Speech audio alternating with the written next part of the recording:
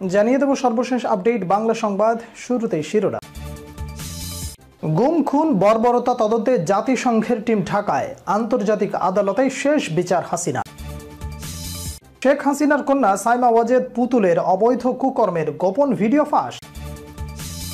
দিল্লিতে বসে গোপন ষড়যন্ত্র হাসিনার, কে ফাঁস করে হাসিনার কল রেকর্ড। স্বৈরাচারী শেখ হাসিনার দুর্নীতির মাস্টার মাইন্ড তোফাজ্জল নিশাদ, অবৈধ কুকর্মের ভিডিও চিত্র ফাঁস। দেশ থেকে পালিয়ে যাওয়া সাবেক পুলিশের আইজিপি বেনজির এখন অস্ট্রেলিয়া। দর্শক, এতক্ষণ শুনছিলেন সংবাদ শিরোনাম, এবারে বিস্তারিত। ছাত্র জনতার শান্তিপূর্ণ আন্দোলন দমনে বিদায়ী শেখ হাসিনা সরকারের কঠোর পদক্ষেপ তথা গুম খুন এবং বর্বরোচিত নির্যাতনের রোমহর্ষক ঘটনাগুলো তদন্তে জাতিসংঘের একটি পূর্ণাঙ্গ টিম ঢাকা আসছে। রাতে ৮ সদস্যের ওই টিমের 2 জন গুরুত্বপূর্ণ সদস্য বাংলাদেশে পৌঁছেছেন, বাকিরা পথে আছেন। ঢাকা ও জেনেভার একাধিক কূটনৈতিক সূত্র মানবজমিনকে এ তথ্য নিশ্চিত করেছে। জানিয়েছে জাতিসংঘ টিম মঙ্গলবার থেকে আনুষ্ঠানিক তদন্ত কার্য শুরু করবে। প্রাথমিক পরিকল্পনা অনুযায়ী আগামী 4 সপ্তাহ অর্থাৎ প্রায় 1 মাস তারা বাংলাদেশের বিভিন্ন অকুস্থল ঝড়ে জমিনে ঘুরে দেখবেন। নির্মমতার শিকার ব্যক্তি, ভুক্তভোগীদের স্বজন ও প্রত্যক্ষদর্শীদের সাক্ষ্য গ্রহণ করবেন। সেই সঙ্গে বিভিন্ন ঘটনার আদ্যপান্ত বিশ্লেষণ তথা যথাসম্ভব ঘটনার আলামত সংগ্রহ করবেন। কাজের প্রয়োজনে বাংলাদেশে তাদের অবস্থানকাল আরও দীর্ঘ হতে পারে বলে আভাস মিলেছে। ফের মার্কিন নিষেধাজ্ঞায় পড়েছে ইরান। রাশিয়াকে ব্যালিস্টিক ক্ষেপণাস্ত্র সরবরাহের অভিযোগে মঙ্গলবার তেহরানের বিরুদ্ধে নতুন করে নিষেধাজ্ঞা জারি করেছে হোয়াইট হাউস। যুক্তরাষ্ট্রের পাশাপাশি যুক্তরাজ্য, ফ্রান্স এবং জার্মানিও ইরানের ওপর এই নিষেধাজ্ঞা জারি করেছে। কয়েক সপ্তাহের সতর্কতার পর প্রথমবারের মতো রাশিয়ার কাছে ব্যালিস্টিক ক্ষেপণাস্ত্র পাঠানোর আনুষ্ঠানিক অভিযোগ করেছে যুক্তরাষ্ট্র। এ খবর দিয়েছে জার্মান ভিত্তিক গণমাধ্যম ডয়চে ভেলে। এতে বলা হয়, যুক্তরাষ্ট্র, যুক্তরাজ্য, ফ্রান্স এবং জার্মানি অভিযোগ করেছে ইউক্রেনে ব্যবহারের জন্য রাশিয়ার কাছে দূরপাল্লার ব্যালিস্টিক ক্ষেপণাস্ত্র হস্তান্তর করেছে ইরান। মার্কিন পররাষ্ট্রমন্ত্রী অ্যান্টনি ব্লিংকেন বর্তমানে লন্ডন সফরে রয়েছেন। সেখানে তিনি ব্রিটিশ পররাষ্ট্রমন্ত্রী ডেভিড ল্যামির সঙ্গে এক সংবাদ সম্মেলনে নিষেধাজ্ঞার ঘোষণা দেন। ব্লিংকেন বলেছেন, রাশিয়া এখন এই ব্যালিস্টিক ক্ষেপণাস্ত্রের চালান হাতে পেয়েছে এবং সম্ভবত কয়েক সপ্তাহের মধ্যে ইউক্রেনের বিরুদ্ধে এই অস্ত্র ব্যবহার করবে মস্কো বাহিনী। তিনি আরও বলেন, রাশিয়াকে দেয়া এসব ক্ষেপণাস্ত্র বহু দূরের লক্ষ্যবস্তুতে আঘাত হানতে সক্ষম। স্বৈরাচারী হাসিনা আপার চট করে দেশে ঢুকে যাওয়ার আলাপ ইতিমধ্যেই ছড়িয়েছে ঝড়ের গতিতে। আওয়ামী লীগ সরকার ক্ষমতাচ্যুত হওয়ার পর থেকেই ফাঁস হচ্ছে প্রভাবশালী অনেক রাঘব বোয়ালের কল রেকর্ড। বিশ্বের বিভিন্ন দেশে প্রতিপক্ষের উপর নজর রাখতে মুঠোফোনে আড়ি পাতে সরকারের বিভিন্ন সংস্থা। তবে বাংলাদেশের সংকটকালীন সময়ে কে ফাঁস করছে ভারতে আশ্রিত যোগাযোগ বিচ্ছিন্ন হাসিনার এসব কল রেকর্ড? ব্যক্তিগত ফোনালাপ ফাঁস করে রাজনৈতিক কিংবা পরিস্থিতিগত সুবিধা নেয়ার চেষ্টা বহুদিনের পুরনো ব্যাপার। শেখ হাসিনার যেসব ফোনালাপ বর্তমানে প্রকাশ্যে আসছে, সেগুলোর বেশিরভাগ তিনি নিজেই ফাঁস করাচ্ছেন বলে মনে করেন অনেকেই। তাদের দাবি, গোপন কল রেকর্ডের ব্যাপারে মানুষের আগ্রহকে ব্যবহার করে ভিন দেশ থেকেই মিডিয়া ও সামাজিক মাধ্যমে হাসিনা ছড়িয়ে দিচ্ছেন নিজের বার্তা। ভারতে বসে তার দেয়া এসব কৌশলী চালের পেছনে থাকতে পারে গভীর কোনো উদ্দেশ্য। ধারণা করা হচ্ছে, যোগাযোগ বিচ্ছিন্ন বলা হলেও দিল্লিতে হাসিনা হয়তো পাচ্ছেন ইন্টারনেট ও ফোন ব্যবহারের সুবিধা।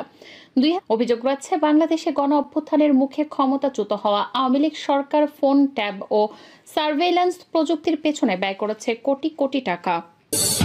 চাকরির মেয়াদ শেষে গত 4 জুলাই সাবেক প্রধানমন্ত্রী শেখ হাসিনার মুখ্য সচিব তোফাজ্জল হোসেন মিয়ার অবসরে যাওয়ার কথা ছিল, কিন্তু তাকে চুক্তিভিত্তিক নিয়োগ দেয় তৎকালীন সরকার। পরে শেখ হাসিনা সরকারের পতনের পর 7 আগস্ট প্রধানমন্ত্রীর মুখ্য সচিব মোহাম্মদ তোফাজ্জল হোসেন মিয়ার নিয়োগ বাতিল করে জনপ্রশাসন মন্ত্রণালয়। স্বৈরাচারী শেখ হাসিনার অনিয়ম দুর্নীতির কেন্দ্রবিন্দু ছিল তার কার্যালয়। সেখানে সাবেক প্রধানমন্ত্রীর সব অপকর্মের মাস্টার মাইন্ড হিসেবে কাজ করতেন এই মুখ্য সচিব তোফাজ্জল হোসেন মিয়া। তাকে সঙ্গ দিতেন কাজী নিশাত রাসুল। তিনি সাবেক প্রধানমন্ত্রীর সহকারী একান্ত সচিব। শত শত কোটি টাকার বিনিময়ে প্রশাসনে নিয়োগ ও বদলি বাণিজ্য নিয়ন্ত্রণ করতেন এই দুজন। বিশ্বস্ত সূত্রে জানা যায়, তোফাজ্জল হোসেন মিয়া ও কাজী নিশাত রসুল জনগণের সেবক না হয়ে ওঠেন স্বৈরাচারী শেখ হাসিনার একান্ত অনুগত খাদেম। তার বিনিময়ে তারা পেয়েছেন একের পর এক পদোন্নতি। শেখ হাসিনার ডান হাত হয়ে অকল্পনীয় দুর্নীতি করেছেন তারা। চাটুকারিতার বদৌলতে প্রধানমন্ত্রীর মুখ্য সচিব ও একান্ত সচিবের পদ বাগিয়ে নেন। এখনও কাজ করছেন শেখ হাসিনার অবৈধ অর্থের অঘোষিত খাজাঞ্চি হিসেবে সাবেক প্রধানমন্ত্রী শেখ হাসিনার অবৈধ নিয়োগ বাণিজ্যের মূল হোতা তোফাজ্জল হোসেন ও কাজী নিশাত। মূলত অবৈধ প্রশাসনিক সিন্ডিকেট পরিচালনা হতো তাদের মাধ্যমে। শুধু তাই নয়, বদলি বাণিজ্য থেকে শুরু করে প্রশাসনিক ক্যাডার পদে নিয়োগ, প্রশাসনের উচ্চ পদে শত কোটি টাকা ঘুষের মাধ্যমে বদলি, এই দুই মাস্টার মাইন্ডের হাত হয়ে সাবেক প্রধানমন্ত্রীর কাছে আসত। সেই ঘুষের হিসাব প্রধানমন্ত্রীর কাছে পৌঁছে দিতেন সিন্ডিকেটের এই দুই হোতা।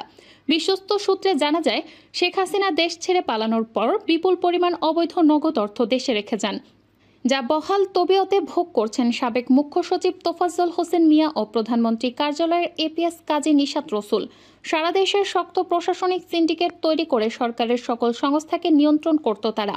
এপিএস কাজী নিশাত তার স্বামী শহীদুল ইসলামকে শেখ হাসিনার যোগজাসসে ঢাকা জেলা প্রশাসকের পদ পাইয়ে দেন বলে অভিযোগ রয়েছে। এছাড়া দুর্নীতি দমন কমিশনে তাদের সিন্ডিকেটের প্রশাসনিক ক্যাডার বিনিয়োগের মাধ্যমে অনেক দুর্নীতি ধামাচাপা দেওয়া হতো বলে সূত্রে জানা গেছে। অন্তর্বর্তীকালীন সরকারের সঙ্গে আলোচনায় ওয়াশিংটনের একটি উচ্চ পর্যায়ের প্রতিনিধি দল ঢাকা আসছে। ওয়াশিংটনে মার্কিন পররাষ্ট্র দপ্তরের মুখপাত্রের দপ্তর এক বিজ্ঞপ্তিতে এ তথ্য জানিয়েছে। এ নিয়ে সপ্তমবারের মতো বাংলাদেশ সফরে আসছেন মার্কিন যুক্তরাষ্ট্রের দক্ষিণ ও মধ্য এশিয়া বিষয়ক সহকারী মার্কিন পররাষ্ট্রমন্ত্রী ডোনাল্ড লু। 14 সেপ্টেম্বর তিনি 2 দিনের সফরে ঢাকায় আসবেন। বাংলাদেশের অন্তর্বর্তী সরকারকে অর্থনৈতিক প্রবৃদ্ধি, আর্থিক স্থিতিশীলতা ও উন্নয়নের চাহিদা মেটাতে যুক্তরাষ্ট্র কিভাবে সহায়তা করতে পারে তা নিয়ে আলোচনার জন্য ওয়াশিংটন থেকে প্রতিনিধি দল ঢাকায় আসছে। ভারতীয় গণমাধ্যম দ্য হিন্দু জানিয়েছে, দেশটির পররাষ্ট্র ও প্রতিরক্ষা মন্ত্রীর সঙ্গে বৈঠক করবেন ডোনাল্ড লু।